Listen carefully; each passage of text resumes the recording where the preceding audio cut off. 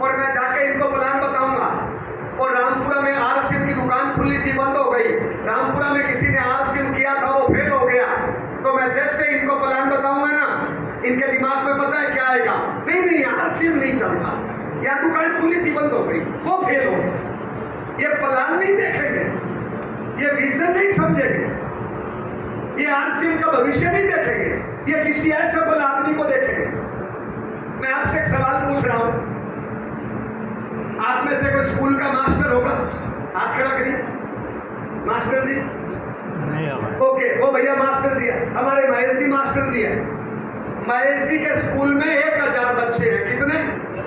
क्या सारे बच्चे आईएएस बनेंगे? क्या सारे बच्चे कामयाब होंगे? मैं गारंटी के साथ बोलता हूं, अगर 1000 बच्चे हैं ना, तो 100 बच्चे कामयाब होंगे, लेकिन 100 बच्चे चोर उचक्के भी बनेंगे, 100 बच्चे डाकू लुटेरे भी बनेंगे, तो 2-4 आईएएस भी बनेंगे। यस क्या लो? अब किसी असफल बच्चे को देख लो, तो आप अपने बच्चे को नहीं पढ़ाओगे क्या? किसी फेल बच्चे को देख के आप अपने बच्चे का एडमिशन नहीं कराओगे क्या? कराते हो नहीं कराते हो एडमिशन? तो लोग जब आर सिम का प्लान बताते हैं ना, लोग किसी असफल को देख लेते हैं, किसी चिटफंड कंपनी को देख लेते हैं, और आर सिम को समझते नहीं है। आपकी दुआ आशीर्वाद रहा, मैंने आर सिम को समझा और मेरे दिमाग में आर सिम का प्लान घुसा। मैंने आर सिम के विजन को समझा, आर सिम के भविष्य को समझा, और मैंने ये समझा कि आज से 22 साल बाद बिहार के अंदर लोग मेरे को 150 रुपये टिकट देके सुनेंगे। पूरा हिंदुस्तान मेरे को 150 रुपये टिकट देके सुनेगा। ये आज से 20 साल पहले मैंने समझा था साहब। आर सिम को ज्वाइन किया, आर सिम में काम करना शुरू किया। शुरुआत में हर काम में असफलता मिलती है, मिलती है नहीं मिलती है साहब? मिलती है नहीं मिलती है साहब? इस बहन ने पहली बार रोटी बनाई, गोल बनी इंडिया का नक्शा। इस बहन ने पहली बार साड़ी बांधी, तुरंत बांध ली थी या मुश्किलें आई थी? ये भैया पहली बार स्कूल गए, टीचर ने बोला क्या कबूतर सही लिख दिया था या गलत लिखा था? इस बच्चे ने पहली बार बोला माँ, क्या तुरंत बोल दिया था या कई बार फेल हुआ था? ये भैया साइकिल चलाना सीखे, कई बार गिरे थे या डायरेक्ट हाथ छोड़ के चलाने लग गए थे? यस या नो? तीसरी क्लास की किताब में लिखा होता है असफलता ही सफलता की सीढ़ी है। मैं ये बात जानता हूं, जब आर सिम ज्वाइन किया था ना, मैं ये बात जानता था कि मुश्किलें आएगी, असफलताएं आएगी, लोग मजाक करेंगे, लोग रोकेंगे टोकेंगे, लोग टांग खींचेंगे। किसकी टांग नहीं खींचते? नरेंद्र मोदी की टांग नहीं खींचते? खींचते नहीं खींचते हैं? लालू यादव की नहीं खींचते? भगवान श्री राम की नहीं खींचते क्या? अरे भगवान की घरवाली को उठा के ले गए थे लोग। यस या नो भैया? यस या नो? यस या नो? किसको असफलता नहीं मिली? क्या रावण को पल भर में श्री राम ने मार दिया था? नहीं। तो असफलता मिलती है नहीं मिलती है? ये बात मैं जानता हूं, लेकिन मैं लोगों को देखता हूं, आर सिम करते हैं, थोड़े से फेल होते हैं और क्या बोलते हैं, मेरी किस्मत खराब है, मेरी तकदीर खराब है। तो इस बहन ने पहली बार रोटी बनाई, गोल बनी इंडिया का नक्शा। बताइए तकदीर खराब थी या ट्रेनिंग कम थी? किस्मत खराब थी या नॉलेज कम थी? प्रैक्टिस की जरूरत थी या पूजा करने की जरूरत थी? प्रैक्टिस की जरूरत थी या ज्योतिषी को हाथ दिखाने की जरूरत थी? प्रैक्टिस की जरूरत थी या मंदिर में प्रसाद चढ़ाने की जरूरत थी? हेलो? लेकिन आज लोग फेल हो जाते हैं ना, मंदिर में प्रसाद चढ़ाते हैं, हे भगवान। लोग फेल हो जाते हैं ना, मेरी किस्मत खराब है। हेलो? ये बच्चा साइकिल से गिरा, किस्मत खराब थी या प्रैक्टिस कम थी? प्रैक्टिस करने की जरूरत थी या मंदिर में प्रसाद चढ़ाने की जरूरत थी? गलती सुधार करने की जरूरत थी या हार मानने की जरूरत थी? आप सारे काम ऐसे ही सीखे ना? ये बात मैं जानता, लेकिन बहुत से लोग भूल जाते हैं, और बहुत से लोग भूल जाते हैं और पाखंडों में पड़ जाते हैं। कोई मंदिर में प्रसाद चढ़ाने लग जाता है, कोई ज्योतिषी को हाथ दिखाने लग जाता है, कोई अपनी हार का ठीकरा किस्मत पे फोड़ने लग जाता है, कोई अपलाइन बदलने लग जाते हैं, कोई डाउन बदलने लग जाते हैं, कोई कंपनी बदलने लग जाते हैं। ये बच्चा टट्टी जार के हाथ धोने में फेल हुआ, किस्मत की गलती थी या प्रैक्टिस कम थी? प्रैक्टिस बढ़ाई या काम बदला? ये तो नहीं सोचा कि मैं तो ओनली खाऊंगा बस, अंगड़े मूत्रने जाऊंगा ही नहीं। सोचा क्या? काम नहीं बदला, प्रैक्टिस बढ़ाई। यस या नो? गलती सुधार किया। इसलिए तीसरी क्लास की किताब में लिखा होता है, असफलता ही सफलता की सीढ़ी है। मैं कई बार गिरा, कई बार मेरा बिजनेस कम ज्यादा हुआ, मैंने किस्मत को दोष नहीं दिया, मैंने अपलाइन को दोष नहीं दिया, मैंने मेरी गलतियां सुधार करी और प्रैक्टिस करी और प्रैक्टिस करी और प्रैक्टिस करी। शुरुआत में जब आरसी में काम किया, मेरे परिवार वाले साथ नहीं देते थे, मेरे परिवार वाले टांग खींचते थे। आपका साथ देते हैं क्या? टांग खींचते हैं? सही चल रहे हो? सही चल रहे हो? हेलो, सही चल रहे हो एकदम साफ? हेलो, मैं लगातार चलता रहा। 3 महीने तक मेरी इनकम आई 0, चौथे महीने इनकम आई 885 रुपए। धीरे धीरे कभी कम कभी ज्यादा मैं अपनी गलतियां सुधार करता गया, मैं अपनी प्रैक्टिस बढ़ाता गया, मैं सीखता गया, मैं नॉलेज को बढ़ाता गया। कोई मेरे साथ आया, कोई छोड़ के गया। आया तो मैं खुश हुआ, लेकिन जब गया तो मैंने जरूर सोचा ये मेरे को छोड़ के गया क्यों, मेरी गलती क्या है, मैं इसको टिका के क्यों नहीं रख पाया, मैंने क्या गलती करी कि ये छोड़ के चला गया। मैं इस पे काम किया, नॉलेज को बढ़ाया, सीखता गया। 2 साल बाद मैं इस सिस्टम में रॉयल्टी पे पहुंचा। मेरी इनकम आई 22-25 हजार रुपया। जैसे 22-25 हजार रुपया इनकम आई, मेरी घरवाली बोलती है बिजनेस बढ़िया है, मैं भी करूंगी। मैंने कहा भगवान करो।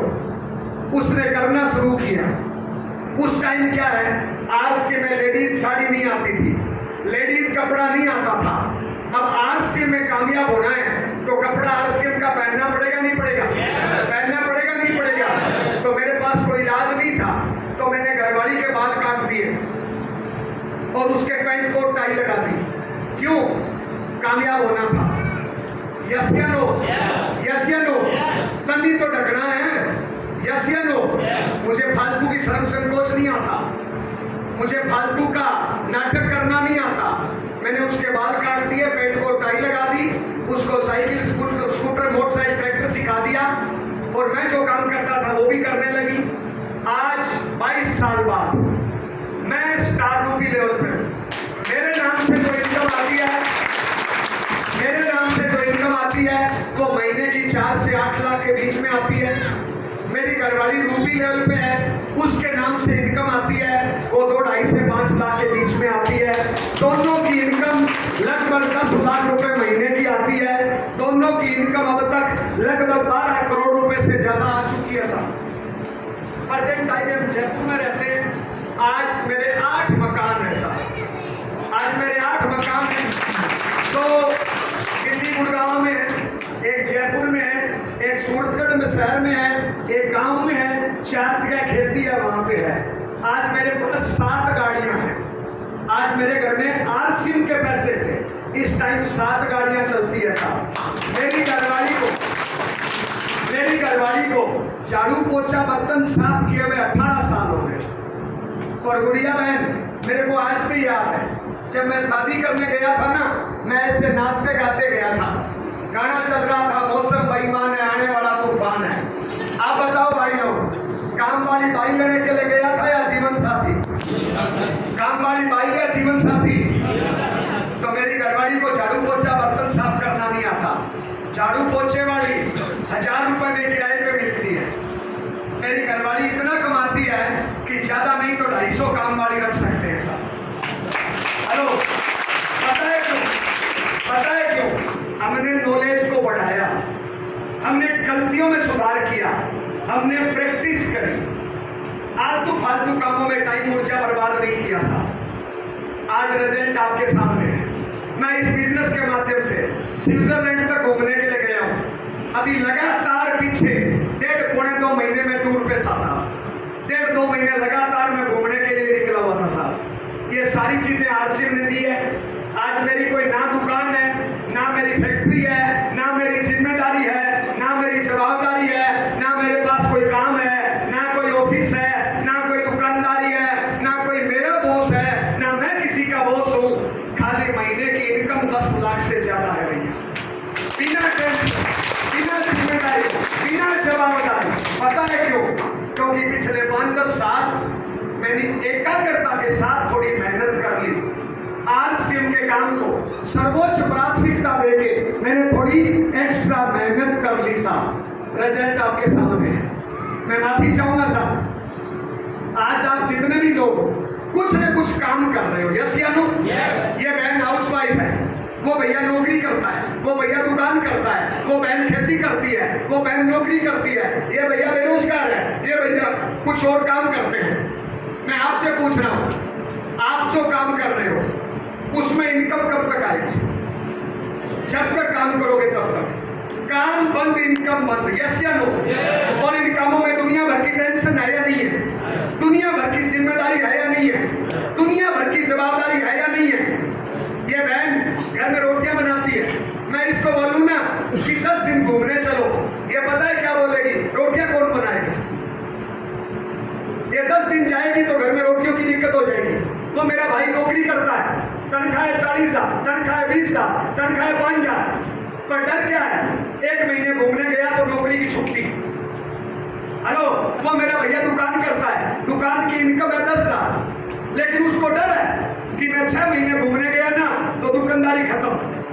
आज मेरे ऐसा कोई डर नहीं है साहब, ना चोरी का डर है, ना आग का डर है, ना तूफान का डर है, ना कोई डिस्टर्ब होने का डर है। ये चलती फिरती दुकान है साहब। ये दुकान महीने का लगभग 15 करोड़ का टर्नओवर करती है और लगभग 10 लाख के लगभग महीने की इनकम आती है साहब।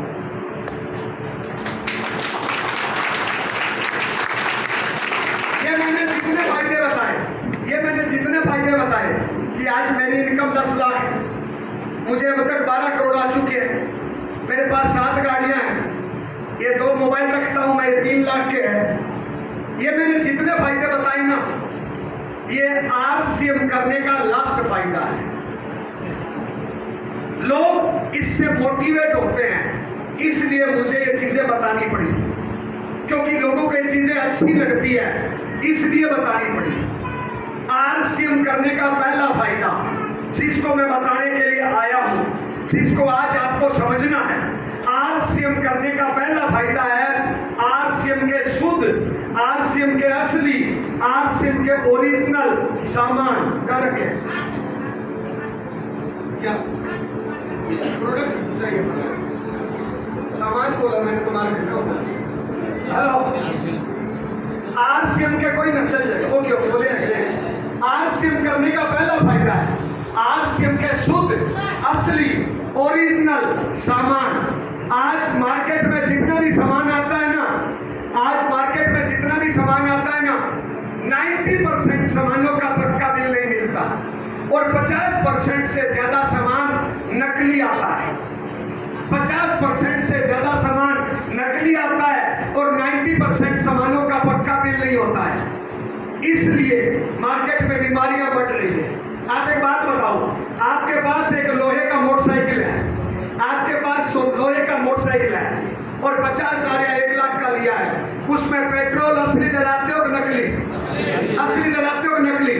अच्छा, उसमें अगर नकली पेट्रोल डलाओगे तो इंजन सही चलेगा या खराब हो जाएगा? लोहे का है फिर भी नकली से खराब हो जाएगा। अब बताइए, ये इंजन है हार्ड मास का, इसमें सामान ओरिजिनल डालना चाहिए नकली, और नकली डालोगे तो खराब होगा नहीं होगा, और खराब होगा तो बीमारियां लगेगी नहीं लगेगी? बीमारियां लगेगी तो पैसा लगेगा नहीं लगेगा?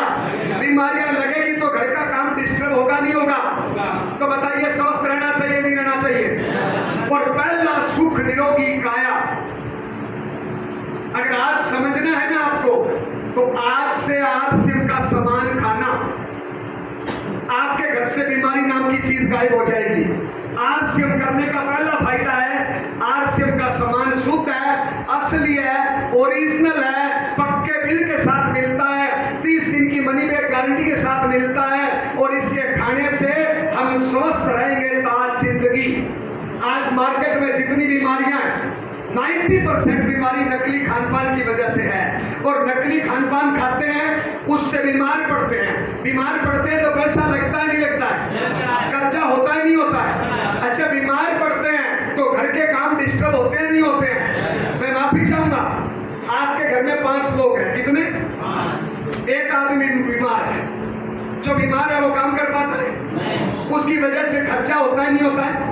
अच्छा, वो बीमार है, उसकी सेवा करने के लिए 1-2 आदमी ऊपर चाहिए नहीं चाहिए? तो काम डिस्टर्ब हुआ नहीं हुआ? बीमार एक है, वो पूरे घर को बीमार कर देता है, पूरे घर को कर्जे में ले आता है। क्यों बीमार है? क्योंकि नकली खान-पान की वजह से है। आप सोच के देखिए साहब, आज कुत्तों के हॉस्पिटल ज्यादा है इंसानों के, गधों के हॉस्पिटल ज्यादा है इंसानों के, मच्छर मक्खियों के हॉस्पिटल ज्यादा है इंसानों के। क्यों? सबसे ज्यादा नकली यही खाता है साहब। कितना खाता है, कितना खाता है? ध्यान देना, अपनी जो नानी और दादी थी ना, पूरी जिंदगी में 20-20 बच्चे पैदा करती थी। कितनी? और डॉक्टर के पास नहीं जाती थी, घर में ही बच्चा पैदा कर लेती थी, क्योंकि खान-पान असली था। आज नकली खा खा के ये मेरी यहाँ पे 50 बहनें बैठी है। ये 50 बहनें मिलके बगैर डॉक्टर की मदद एक बच्चा पैदा नहीं कर सकती। पहले एक नानी दादी 50 बच्चे पैदा करती थी बगैर डॉक्टर की मदद। आज ये 50 बहनें मिलके एक बच्चा पैदा नहीं कर सकती बगैर डॉक्टर की मदद। क्यों? खान-पान नकली है। आज जैसे इनके पेट में बच्चा आता है, 1 महीने बाद डॉक्टरों के घर बनने शुरू करने पड़ते हैं, ऊपर से दवाई लेना शुरू करना पड़ता है। पहले बच्चा माँ की छाती का दूध पीता था जब तक अगला बच्चा पैदा नहीं हो जाता था तब तक। आज इन बहनों की छाती में दूध नहीं बनता है। अभी बच्चा पैदा करेगी, 2 घंटे बाद बच्चे को भूख लगेगी, बच्चा रोएगा, लेकिन इनकी छाती में दूध नहीं बनेगा।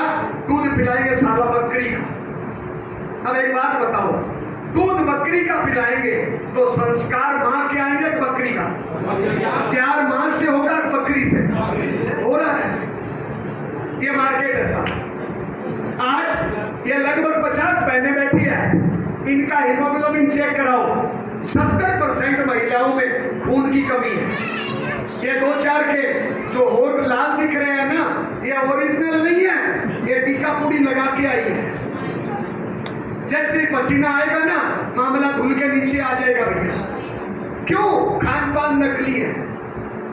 बच्चा पैदा करना एक स्वाभाविक प्रक्रिया है। साला मच्छर मक्खी कर लेता है, कुत्ता बिल्ला कर लेता है, गधे घोड़े कर लेते हैं, और इसी प्रकार खाते पीते रहे ना, आज से 50 साल बाद बच्चे पैदा नहीं होंगे। इसी प्रकार खाते रहे ना, मत करिए आपके नाती पोते होंगे, क्षमता ही खत्म हो जाएगी। क्यों? खान-पान नकली है साहब। मेरा भारत महान। हेलो, खा क्या रहे हो? खा क्या रहे हो बताइए साहब? सब नकली।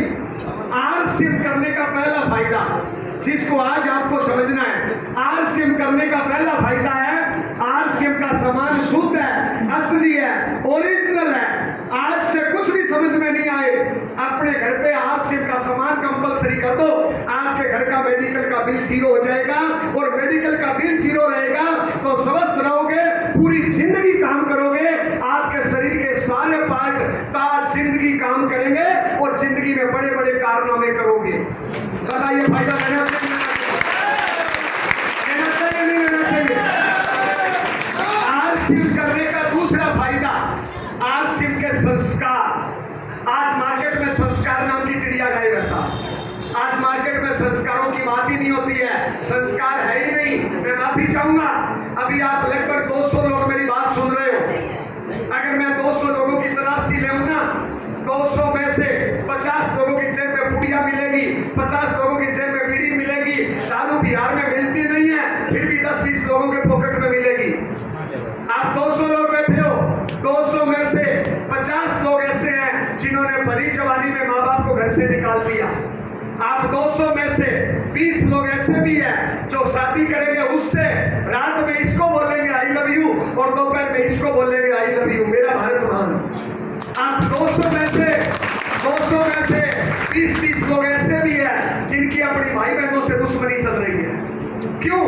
संस्कार नाम की चिड़िया गायब है साहब। लोग माँ को 1 मिनट में घर से निकालते हैं साहब। हेलो लोग, क्योंकि संस्कार नाम की चिड़िया गायब है साहब। आरसी में संस्कार मिलता है साहब। आपको मेरा 10 लाख महीने की इनकम दिखाई देती है, मेरा घर बार दिखाई देता है, लेकिन साहब ये जो मुझे 12 करोड़ आए हैं ना, ये आरसीएम करने का लास्ट फायदा है। आरसीएम करने का सबसे बड़ा फायदा है आरसीएम के संस्कार। ये जो आप मीटिंगें अटेंड करते हो ना, और मीटिंगों में आने में आपको दर्द होता है ना, मेरी माँ ने अब तक 100 से ज्यादा मीटिंग अटेंड करी है। मेरी घरवाली ने अब तक 500 से ज्यादा मीटिंग अटेंड करी है। मेरी 9th में पढ़ने वाली बेटी ने अब तक 100 से ज्यादा मीटिंग अटेंड करी है। मेरे जो भाई खेती करते हैं उन्होंने 100 से ज्यादा मीटिंग अटेंड करी है। मेरा पूरा परिवार ये मीटिंग अटेंड करता है। आरसीएम तो मैं और मेरी घरवाली करते हैं, बाकी सब अपना अपना काम करते हैं, लेकिन अपने काम के साथ इन मीटिंगों में आते हैं और इन मीटिंगों में आने से आरसीएम के संस्कार आते हैं। आज मेरा 31 लोगों का जॉइंट परिवार चलता है। मेरी माँ के आगे 7 बहुएं हैं, घर में बर्तनों की आवाज नहीं आती। मेरे घर में 31 लोग हैं, मेरे घर में एक भी सदस्य नहीं है जो दारू बीड़ी पुड़िया सिगरेट करे। मेरे घर में एक भी सदस्य नहीं है जो मोबाइल टीवी में टाइम बर्बाद करे। मेरे घर में एक भी सदस्य नहीं है जो भीख मांगे। मेरे घर में एक भी सदस्य नहीं है जो दिन में सोए। मेरे घर में एक भी सदस्य नहीं है जो पति पत्नी और माँ बाप की पीठ पीछे बुराई करे। एक बात पता, ए बुढ़िया बहन, ए बहन, जो मांग के खाता है उसको क्या बोलते हैं? भिखारी। पूरा नहीं मानो तो एक बात बोलूं, यहाँ पे 200 लोग बैठे हुआ, 200 में से 50 लोग भिखारी हैं, मांग के खाते हैं। कड़ी का भिखारी है, किसी से मांग लेता है, लेकिन कुछ भिखारी हमारे घरों में है। कोई माँ से मांग रहा है, कोई बाप से मांग रहा है, कोई पति से मांग रहा है, कोई पत्नी से मांग रहा है, कोई बीजेपी कांग्रेस से मांग रहा है, कोई मंदिर मस्जिद गुरुद्वारे से मांग रहा है। मेरे घर में भिखारी एक भी नहीं है। इस टाइम लगभग 1 बजा होगा, इस टाइम 1 बजा होगा। मेरे घर पे जाओगे ना, या तो मेरी बूढ़ी माँ मिलेगी या 20 साल से छोटी उम्र के बच्चे मिलेंगे। मेरे घर में 21 साल से बड़ी उम्र का और 65 साल से छोटी उम्र का इस टाइम एक भी घर पे नहीं मिलेगा। सब लोग अपने अपने काम पे गए हैं, सब लोग अपना पेट खुद भरते हैं। मेरे घर में भिखारी एक भी नहीं है। कई लोग गवर्नमेंट जॉब से पॉजिटिव होते हैं, बोलते हैं गवर्नमेंट जॉब मिलती नहीं है। मेरे घर में 6 बच्चे गवर्नमेंट जॉब में गजटेड अधिकारी है साहब, किसको नहीं मिलती? जिसके संस्कार बढ़िया नहीं है, जो निकम्मा है, उसको कुछ नहीं मिलता। जिसके संस्कार बढ़िया है और जो कड़ी मेहनत करना चाहता है, उसको सब कुछ मिलता है साहब। देखिए साहब, अपना अपना धर्म है, ध्यान देना बहन, अपना अपना धर्म है, कोई धर्म बुरा नहीं है साहब। परमात्मा ने मुझे हिंदू के घर में जन्म दिया है साहब, हिंदू के घर में जन्म दिया है, राम को मानते हैं साहब। बीच में बिचौलियों को नहीं मानते हैं साहब, राम को मानते हैं साहब। मेरे घर में 31 लोग हैं, सबके पास राम राम की कॉपी रहती है। जब मेरे घर का कोई सदस्य खाली होता है तो बीजेपी कांग्रेस की बुराई नहीं करता, हिंदू मुस्लिम की बुराई नहीं करता, सास बहू की बुराई नहीं करता, मोबाइल टीवी में टाइम बर्बाद नहीं करता। अपनी कॉपी निकालेगा और कॉपी पे लिखेगा राम राम राम राम। मेरा बड़ा भाई राम राम लिखने में राजस्थान टॉपर है, 2 बार गोल्ड मेडल मिला है। ये बहन ध्यान देना, मेरी घरवाली आज के तारीख में 10,000 राम के नाम रोज लिखती है। कितने? 10,000 का टारगेट पूरा करके सोती है, राम राम राम राम राम। लेकिन पति की बुराई नहीं करती, किस्मत की बुराई नहीं करती, सास बहू की बुराई नहीं करती। साहब मुझे नहीं पता राम या अल्लाह वाहेगुरु है या नहीं है, लेकिन साहब उनका नाम लेने से कम खोपड़ी खराब जरूर नहीं होती साहब। यस या नो? यस या नो? और साहब ये संस्कार मेरे घर में पहले नहीं थे, ये संस्कारों की वजह आरसीएम है साहब।